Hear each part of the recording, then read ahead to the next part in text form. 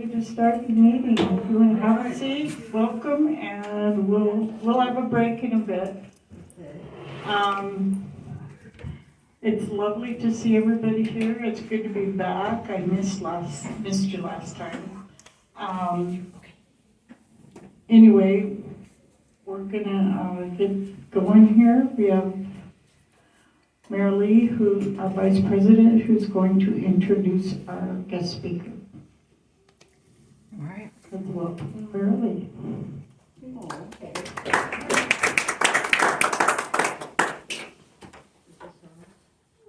All right, well, we got lucky this time. Speaker that had been scheduled could not make it due to the venue and day change, but our favorite sailor turned author, Dave McChesney, is stepping in and saving my bacon yet again. So let's welcome Dave here. All right, Dave. Thanks, man. Always got to save that bacon. Okay, so thank you, Mary Lee. It's great to see everybody here. It's always great to see this many people show up when it's been announced that I'll be the speaker. When I do that, I always figure I'm coming and there's going to be one or two people sitting here. But in kind of a similar vein, most of you know I served 20 some odd years in the Navy. Navy stands for never again volunteer yourself. I volunteered myself, so here I am.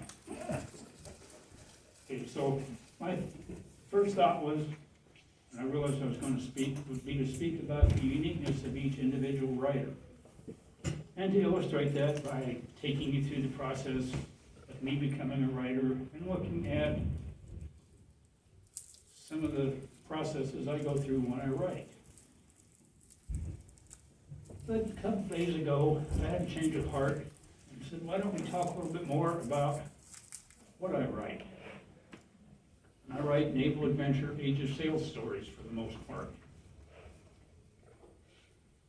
And I thought it might be fun to explore a little bit about writing in relationship to that.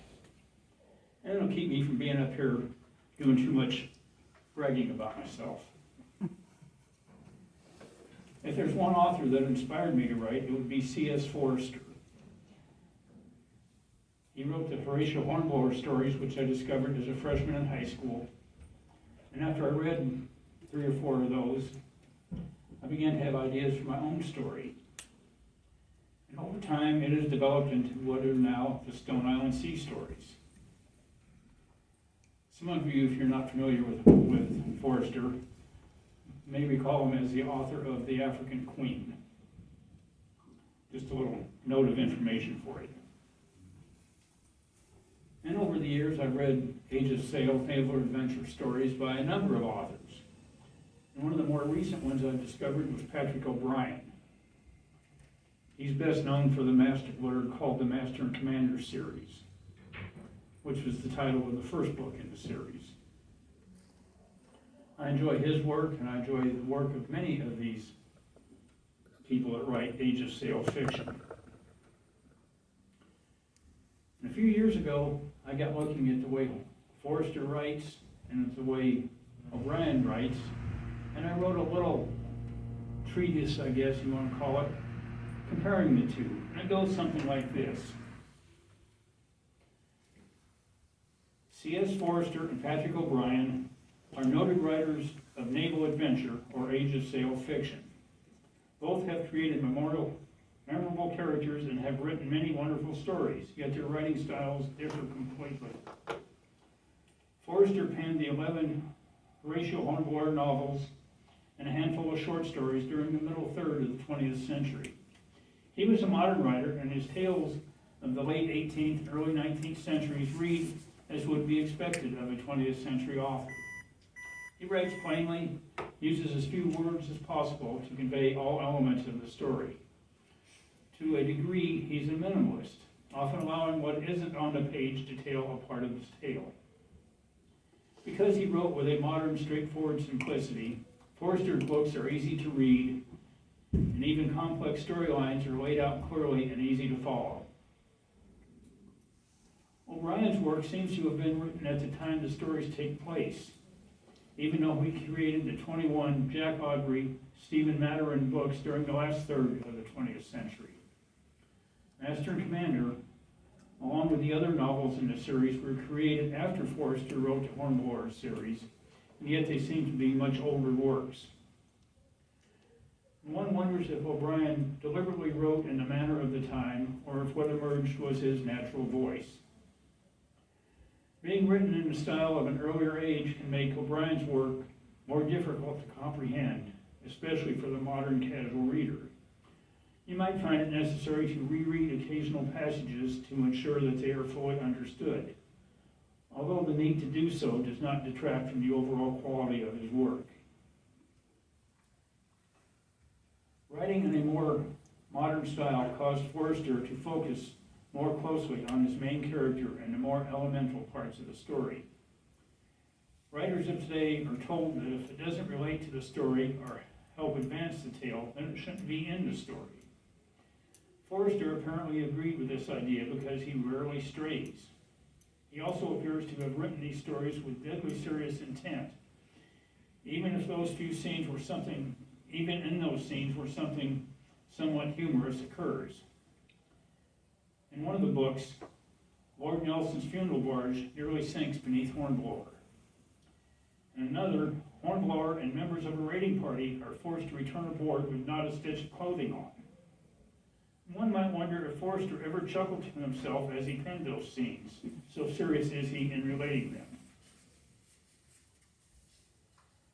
The need to eliminate all but the most essential parts of the story never seems to have bothered O'Brien. As one reads the Aubrey Maturin canon, it's possible to find one following one subplot or another, often with no visible link to the primary story. At times, characters or situations appear and seem to be unresolved when a particular book ends. Yet in the next, or even many books later, those individuals and circumstances reappear and now have a bearing on the primary story thread. He also seems to have had a bit broader and more ribald sense of humor. After assuming command of HMS Sophie in the Master and Commander story, Aubrey goes through unsigned correspondence left by her previous captain. Among the letters is one to Lord Keith requesting a court-martial for a seaman accused of unnatural relations with a goat.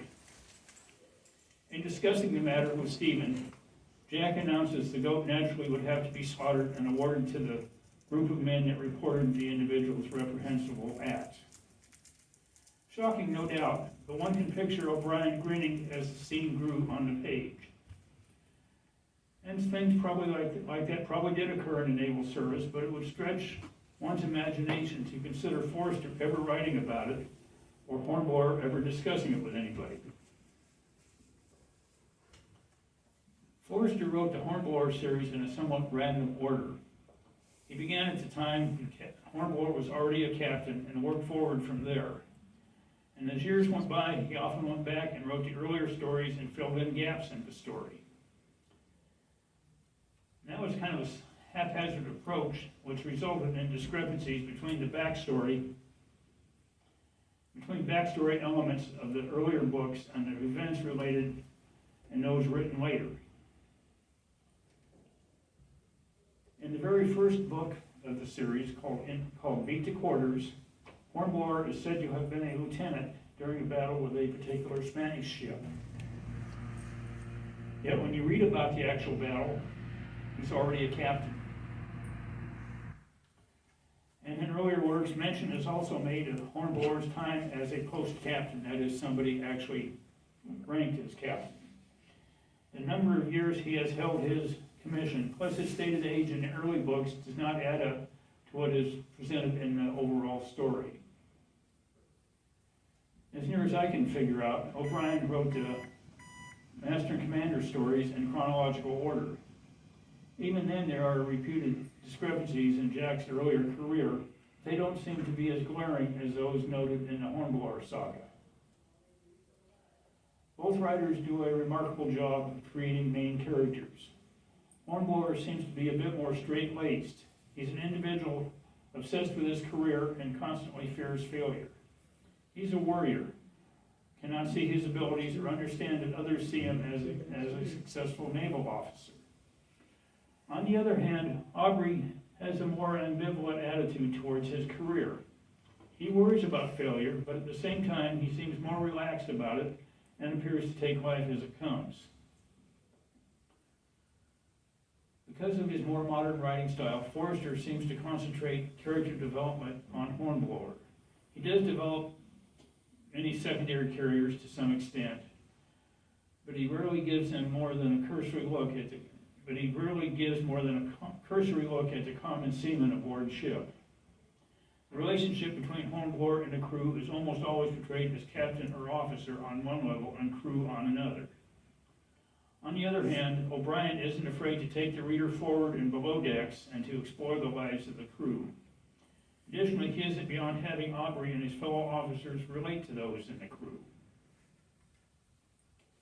I'm just about done with this, so. Not necessarily my presentation, but with this little thing here. Okay. Surely the writing style of the two differ, and individual readers may find they prefer one or the other. Forrester's work is straightforward and easy to read. Hornblower is a complex, somewhat melancholy, and often self-depreciating character who succeeds despite himself and the odds. O'Brien writes in a more complex style, which may be difficult to follow. Aubrey is certainly a complex person with many attributes and faults as any other fictional character. O'Brien also creates a more involved plot line and recruits a larger number of secondary characters to flesh it out. Both authors have created stories that are worth reading and hard to put down. If you like naval adventure or age of sail fiction, you're best served by reading the works of both, because each is a master in the genre. Okay. When I first started reading the Patrick O'Brien books, the one thing that sort of threw me for a loop is that even the editions that are available here in the U.S. are printed in the UK format with regards to quote marks. In other words, we would do double quotes, and if there's a quote within that, we would do single. The British go the opposite way. And so I'm page or two into Master and Commander, and there's a single quote mark and a quote. So what's going on? So I go back to the beginning, because I thought I'd missed the original quote. I had to read it back from the beginning until I realized, oh, that's what's going on. Well, so that's a little comparison of a couple authors that write in the same genre, basically, that I write. Now I thought maybe we'd do a little bit of like trivial stuff regarding the age of sail. And so I have another little thing that I wrote, hopefully not quite as long. It's called The Numbers Game. During the age of sail, warships were ranked and identified by the number of guns they carried. But ships rarely carried the number of guns noted in their official rate. Certain types of guns, certain sizes of guns, or those located in certain positions did not count. And the general practice was to equip a vessel with as many weapons as possible. A typical 38-gun frigate originally was set up to carry 28 guns on the gun deck and 10 more on the quarterdeck and forecastle, giving you 38. A new gun called a carronade came along about then, and they began adding these to what was already there. Now sometimes these ships would be carrying a total of 48 guns, but they were still rated as 38s. The carronades did not count. In some cases, they would take the original guns that had been up there and replace them with carronades. And then they did because they had already figured them into the rate of the ship. It was not uncommon for warships to be armed with as many as 10 or even more guns over their official rate. The USS Constitution, famously known as Old Ironsides, is referred to as a 44-gun frigate. Yet for much of her fabled career, she carried 54 or more guns, as did her sister ships, USS United States and USS President. So this difference in the number of guns that they're rated at and the number of guns they carried often provided fodder for the spin doctors of the time. You usually referenced your own ships by their official rate and referred to the actual or reported number of guns aboard an enemy vessel. So when Constitution and HMS Guerriere fought, it would have been chronicled as by Americans as saying, our ship of 44 guns defeated an enemy vessel of 49 guns. It makes it seem as if our ship was the smaller of the two and thus won a more improbable battle. The British would have stated their 38-gun frigate made a valiant effort against a much larger opponent of 55 guns, offering condolences and perhaps even providing excuses for the loss. But if we simply compare the number of guns, it doesn't allow for the differences in the size of the weapons. In the engagement noted above, American frigate was armed with 24-pounders on the gun deck, while her Royal Navy opponent had 18-pounders. Constitution also had more 32-pounder carronades on the upper decks when compared to the Guerriere. And just kind of as a note of interest, the other 44-gun frigates of the time from the U.S. commonly carried 42-pounder guns. Constitution was also larger and of heavier construction. The American frigate had larger crews, enabling her to fire her 24-pounders as fast as the British 18-pounders. Additionally, American crews were able to conduct more live firing practice. British crews were often restricted due to the restricted allowance of gunpowder on board. So theoretically, at least, if you got a bigger ship, a bigger crew, bigger guns, you should be victorious. But what happens when they're evenly matched? Then it's often a factor of which crew is better trained and more experienced. USS Chesapeake and HMS Shannon were close to even in terms of armament. Shannon's crew had been together for years. Her captain placed a great deal of emphasis on gunnery and even provided additional powder for practice from his own pocket. While he had been a success earlier in the War of 1812, James Lawrence had just assumed command of Chesapeake. Many of her crew were also newly reported aboard. Thus, when she sailed from Boston on June 1st of 1813 to accept the British challenge, it was with a new crew and a captain that had never operated together. This lack of experience resulted in a British victory after just a few minutes of battle. That's the end of that little bit. Okay. We're into the last segment now. When I was getting Darnassian Pirates, the third, this one here.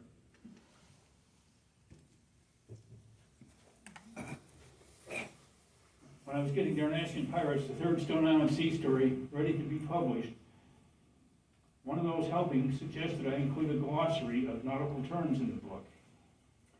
And if I'd been able to do so using just a few pages, I would have done so. I started working on one, possibly for something in the future, and it's now at nearly 60 pages. And I decided it would be a little too much to include in a work of fiction. Yeah. If it was a nonfiction book or something, maybe it would have done real good in there. But I went through that list the other day, and I've got just a few examples I kind of took out of there of some of the terms and stuff that we'll kind of share with you here now. Okay. If you read about the age of sail, particularly you read about the Royal Navy, the British, you may see terms like Admiral of the Blue, Vice Admiral of the Red, Rear Admiral of the White. And they had kind of divided up, at one time it actually had operational squadrons referred to as red, white, and blue squadrons. Now it was simply a matter of seniority. So Admiral of the Blue would be an Admiral of the Blue Squadron, or one on the lower third of the Admiral's seniority list. Admiral of the White would be in the middle third, Admiral of the Red would be the upper third of the seniority list. Although in the Royal Navy, if we're talking about Admiral or full Admiral, as we sometimes call it, that Admiral of the Red was usually reserved for the Admiral of the Fleet, the senior person in the service. Sometimes we run across the expression, back to topsails, or other specific sail. That simply means to adjust the sail so that the wind is pushing against the front rather than the back of the sail. And they do that to kind of hold the ship in place. And they might be doing that as ship sailing along this way, the wind say is coming from you to me. Have a sail set this way, which pushing it forward, you set the other one this way, and it would hold them in position. That's called backing the sails. There's the term bark, just like what a dog does, although sometimes it's spelled with a Q-U-E instead of a K. And that's simply a particular rig of vessel having square-rigged fore and main masts and a fore and aft rigged mizzen mast. And a barkentine would be almost the same, except only the foremast is square-rigged and the other two are fore and aft rigged. To beat to quarters. That's to call all hands to quarters, usually done as a continuous drum roll. Or it's the order thusly given, or the act of all hands going to quarters and making the vessel ready for battle. Of course, aboard ship they told time via bells. And the bell was rung cumulatively over the course of a 4-hour watch, with one bell being added every half hour.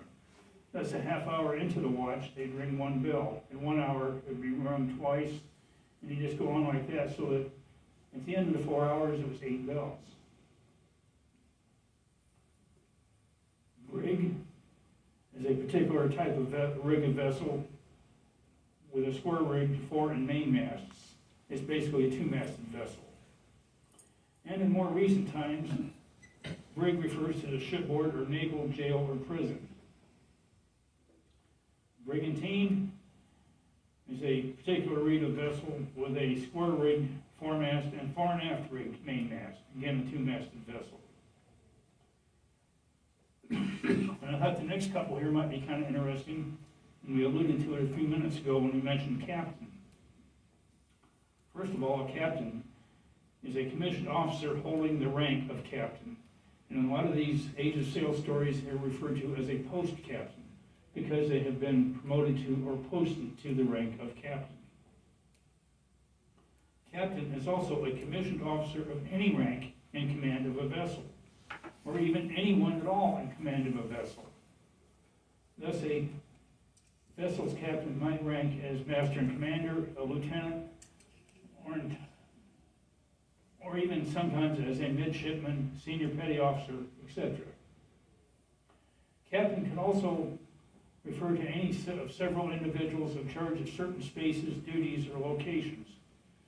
You'd have a gun captain in charge of the crew manning each gun. You'd have a captain of the foretop in charge of the people working aloft on the foremast, one of the maintop, one of the mizzen top, captain of various locations throughout the ship, even captain of the head, which might be kind of a derogatory term because they were basically in charge of cleaning the toilet facilities. Okay, I've mentioned something called a carronade a time or two. That's C-A-R-R-O-N-A-D-E.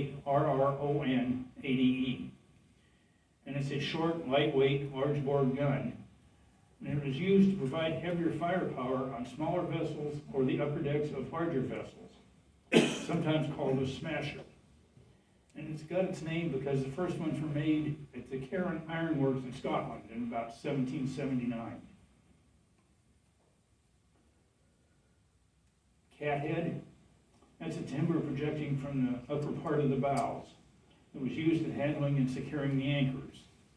And quite often the end of it is carved with the face of a lion or other cat. I think we've all heard the expression about letting the cat out of the bag.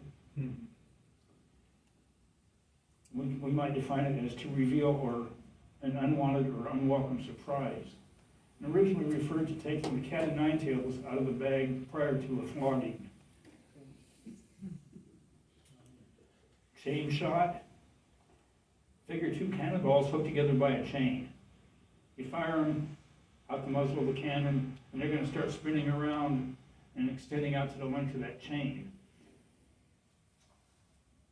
And they can cause a whole lot of damage to sails and rigging. That was the primary reason for using them. A deadeye was a rigging fixture used in pairs to tighten standing rigging. You hook one end of it to one deadeye. The other deadeye would be attached to the ship itself, and you'd string some lanyards through that, pull it tight, and that's how you could adjust that. It was kind of like a turnbuckle or a block and tackle. In many ways, it kind of looked like a button. If you look at it from the side, the holes for sewing the button on would be where you'd string these lanyards through between the two of them. Double shot. That's to load a gun with two shot or cannonballs at the same time. The velocity of the shot would be lessened, but the weight of the shot striking a target would be doubled. And at times they even triple shotted some of the guns. Okay. We talked about bells a little while ago, but more specifically 8 bells mark the end of each watch, which would be at 4 a.m., 8 a.m., noon, 4, 8, and midnight. That was your watch systems. Okay. Fighting sail. That's the age in which sailing navies existed, and primarily relates to the age of Nelson and the Napoleonic Wars, the late 18th, early 19th century. Fighting sail was also the sail that was commonly set in combat. For a ship, it would normally consist of topsails, a jib or other head sail, and perhaps a driver or spanker. It was meant to keep the vessel underway and allow it to maneuver with a minimum effort from the crew, who would largely be involved manning the guns. Okay. In today's armed forces, the Army, the Air Force, the Marine Corps, and others, we have second lieutenant and first lieutenant. They are actual separate ranks, different insignia and everything. But in age of sail, the first lieutenant was simply the senior lieutenant on board.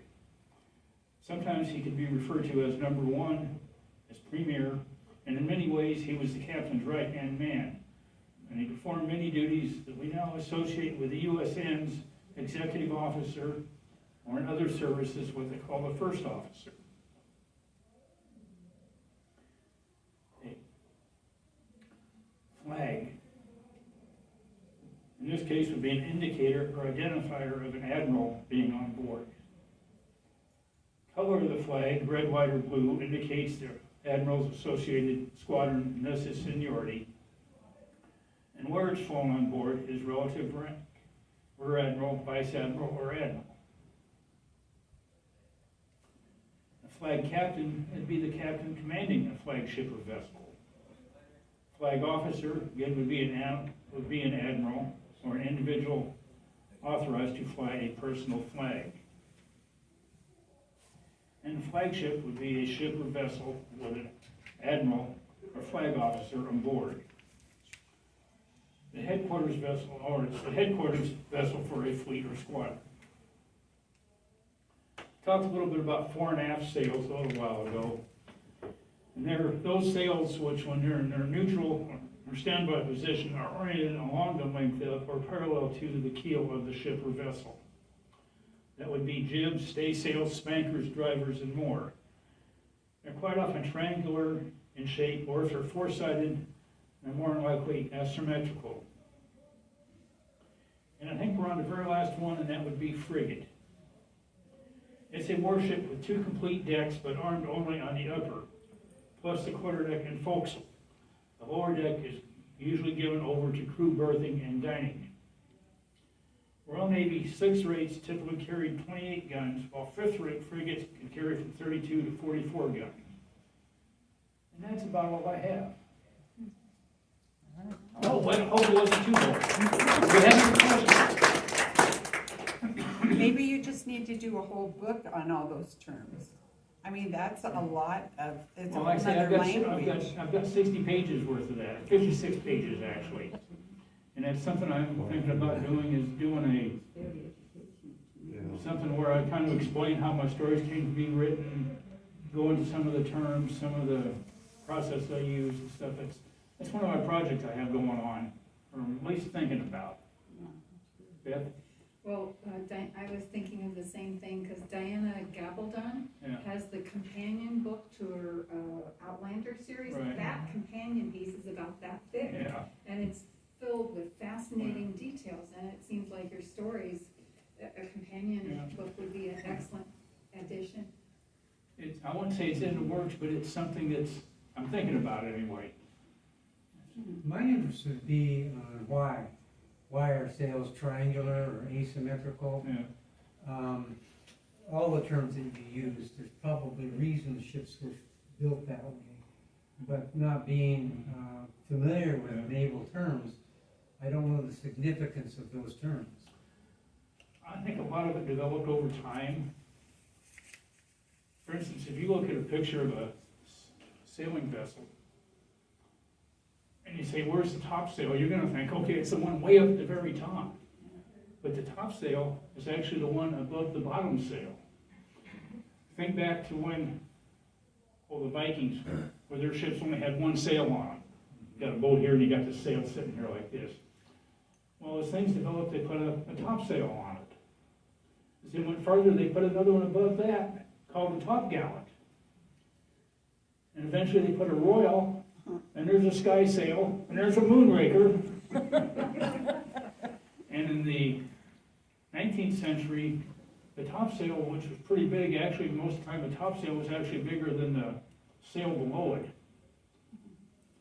They started splitting them in two, so you would have basically two sails in that area, and then you get to the point where the sails, instead of being a big tower-like square, they were more like Venetian blinds.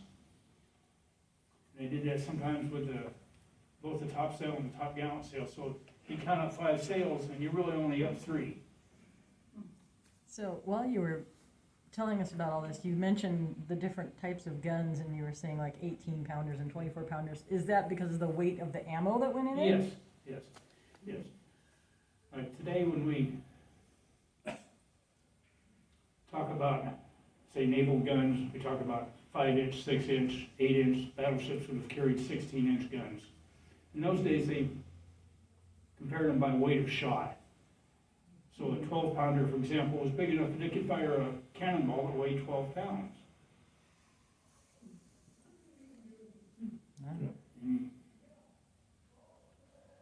And whatever fits in the bore. Pardon? Yeah. It's the size that fits in the bore of the Yeah. gun. And what's kind of interesting on that aspect of it too is that most countries use that same process, but what was a pound in one country wasn't always a pound in another. So I think it was a French 18-pounder shot weighed almost 20 pounds British or American. And it was even to the point that, and the big French gun was a 36-pounder.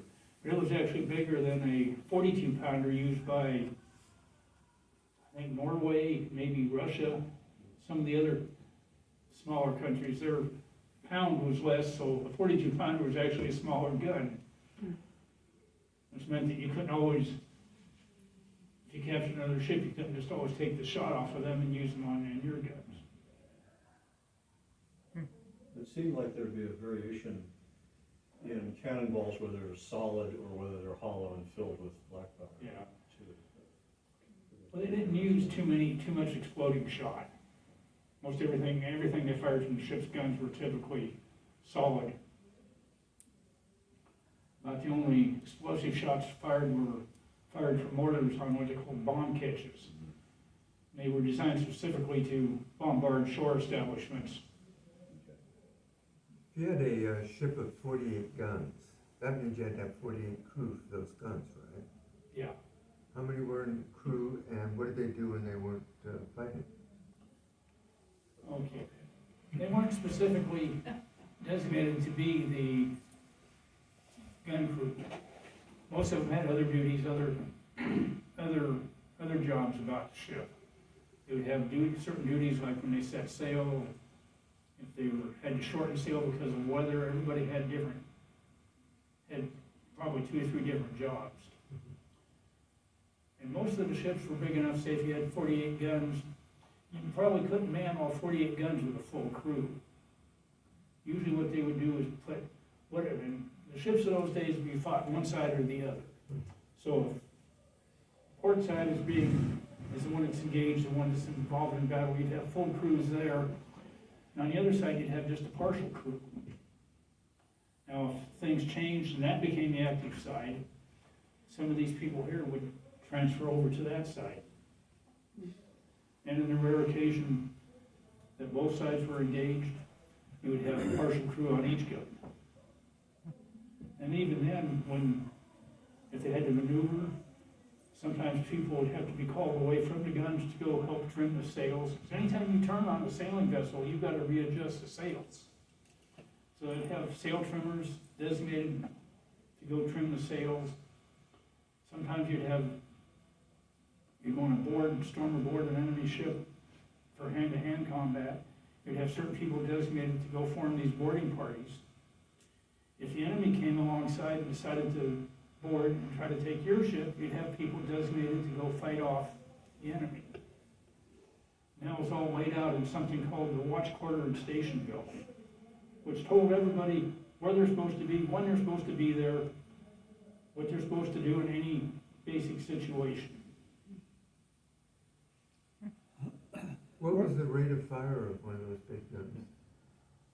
Well, I think it was like,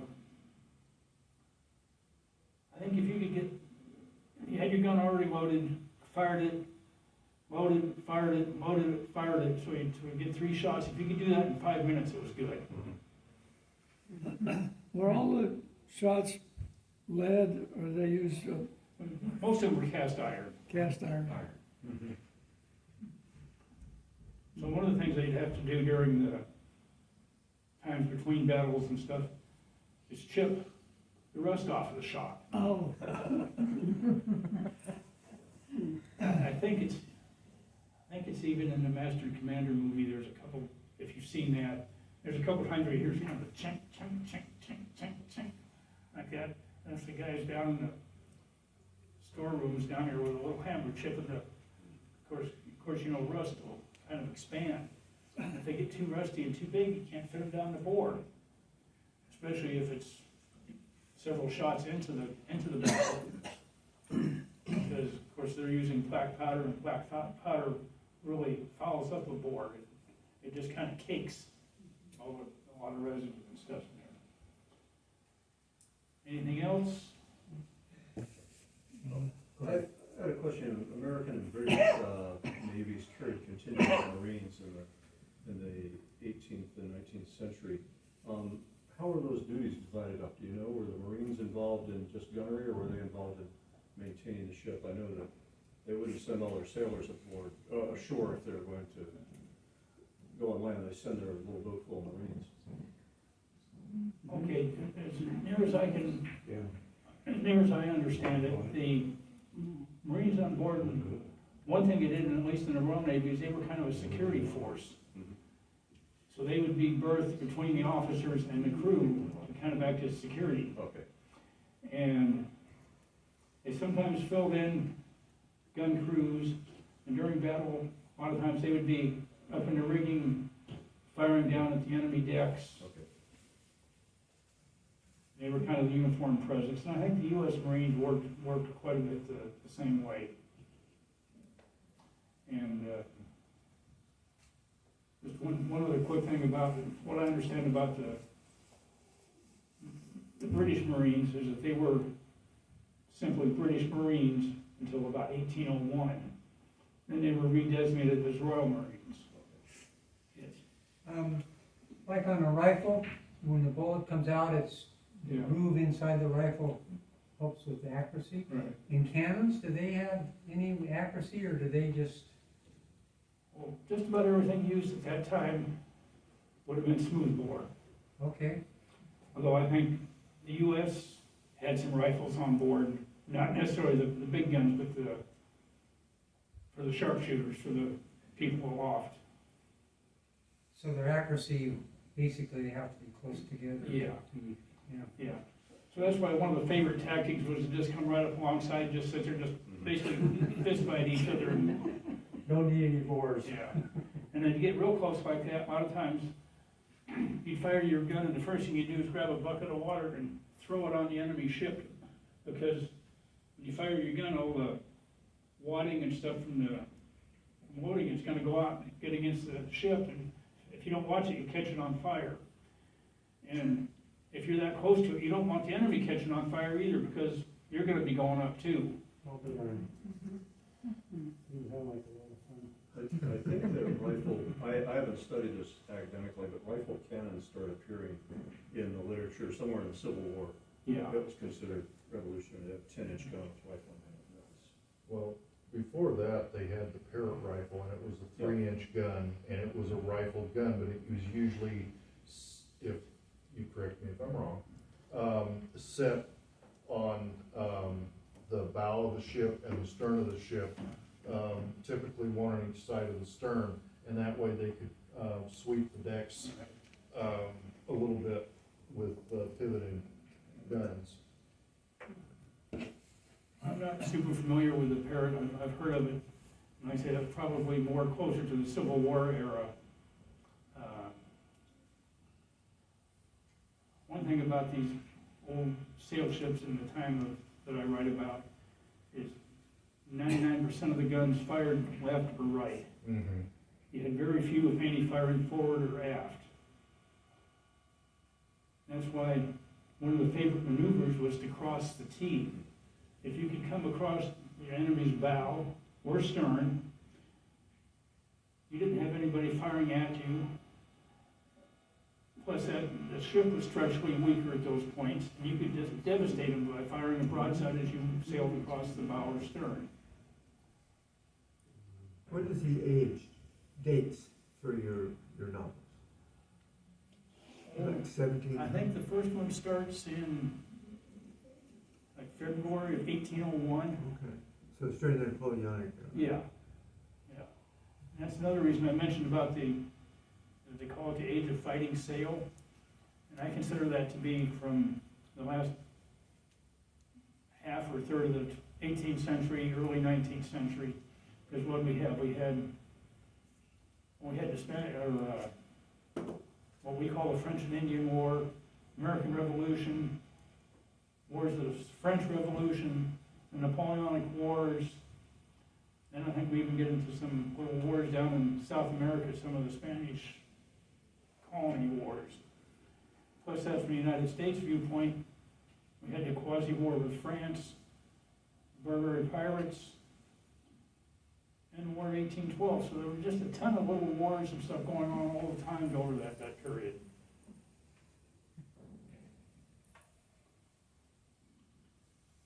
If you guys are ready for a break, I'll let Sue or Mary Lee come up and give you guys a break. All right, thank you, Dave. Thanks, Dave.